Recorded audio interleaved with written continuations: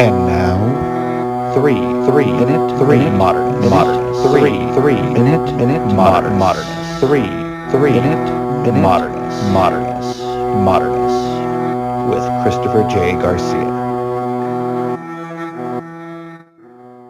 Lourdes Grobet's Ponzoña, Arena Coliseo, from 1983, tells an amazing story of what lucha libre is in its heart, but also far more. And one of the reasons why it's such a great work is that the way it is shot, it's an arguably simple black and white photograph. Ponzoña is in the foreground, lit from above, looking up with arms somewhat spread, kneeling. And the background, the audience is almost completely unseenable. You can sort of see a little bit on the edges and a couple of feet.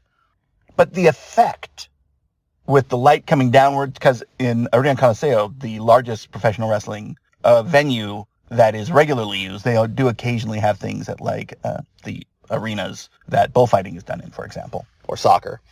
But the effect is of a kneeling character, which of course has the connotation of Catholicism, of saints looking up as if communing with the heavens, with the light coming down from it. But there's also an aspect of lucha libre, and particularly mask-wearing luchadors, that this represents. It is this idea that Central American cultures often would have rituals where people would put on masks, headdresses, full costumes, and at that point they were inhabiting the god that these costumes would represent. In essence, they were transforming from just a human into something greater. And this is one of the aspects that people who analyze lucha libre in a cultural, anthropological sense tack onto all the time, is that this is a reference of that. And of course, it's back and forth. One of the big reasons for masked wrestlers is that they actually attach better to children. It's something that we definitely see in the U.S. with Rey Mysterio Jr. and others. But here, he is being presented as a god.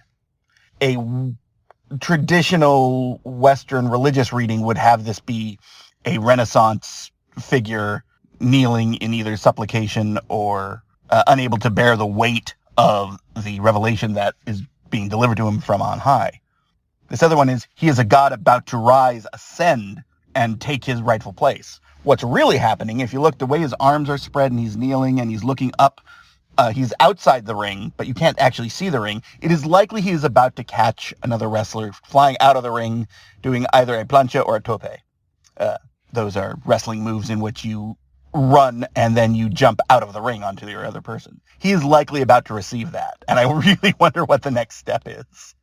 This is a remarkable piece, and one of the few pieces about lucha libre that feels as if it is dealing with bigger concepts. And this one deals with a whole bunch.